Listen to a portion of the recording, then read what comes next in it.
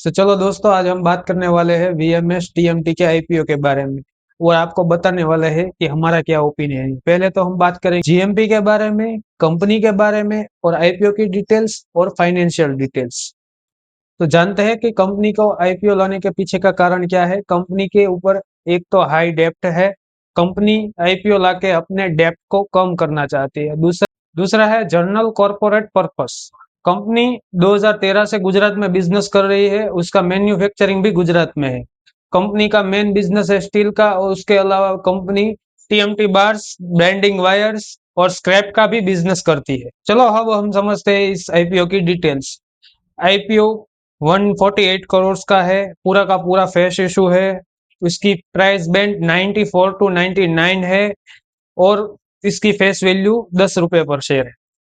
चलिए अब हम जानते हैं इस आईपीओ की टाइम लाइन। तो आईपीओ 17 से लेकर 19 तारीख तक शुरू रहेगा। 17 सितंबर से लेकर 19 सितंबर तक आईपीओ शुरू रहेगा।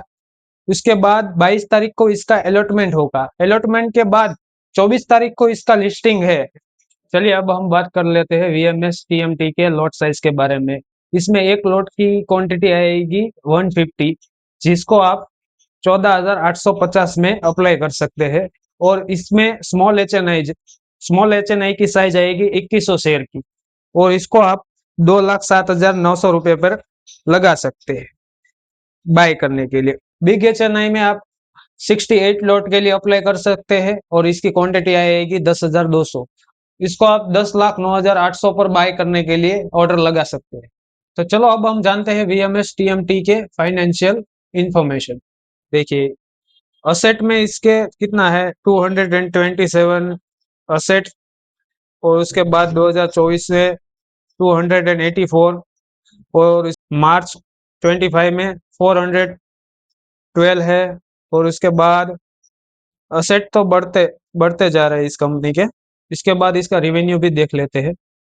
रिवेन्यू में पहले रिवेन्यू 882 करोड़, उसके बाद 873 करोड़, उसके बाद 771 करोड़।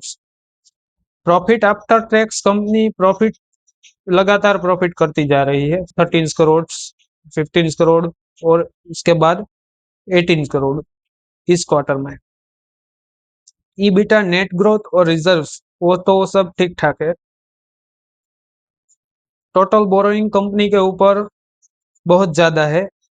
पहले 162 करोड़, उसके बाद 197 करोड़, उसके बाद 275 करोड़ और इस क्वार्टर में गिने तो 300 करोड़, पर इसको हम अगले मार्च तक गिन नहीं सकते। चलिए अब हम समझते हैं इसके फंडामेंटल्स। तो देखिए, इसके इस कंपनी में आरओसी कितना है, 12% है। डेप्ट टू इक्विटी 6.6% है। आरओडब्ल्यू और पेट मार्जिन 1% है और 20% इसका आरओडब्ल्यू है।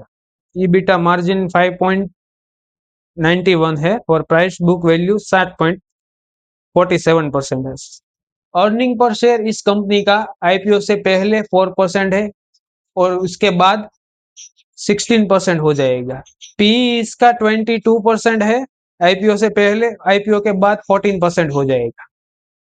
बात करते हैं हमारे ओपिनियंस की। अगर हमारे ओपिनियंस की आप बात करें तो आप भर सकते हैं आईपीओ। आईपीओ बहुत अच्छा है। और दूसरा कि अगर आप लास्ट डे पर भरने का प्रीफर करें तो और भी अच्छी बात है। लास्ट डे पर सब्सक्रिप्शन और जीएमपी देखकर भरोगे तो अच्छा रहेगा।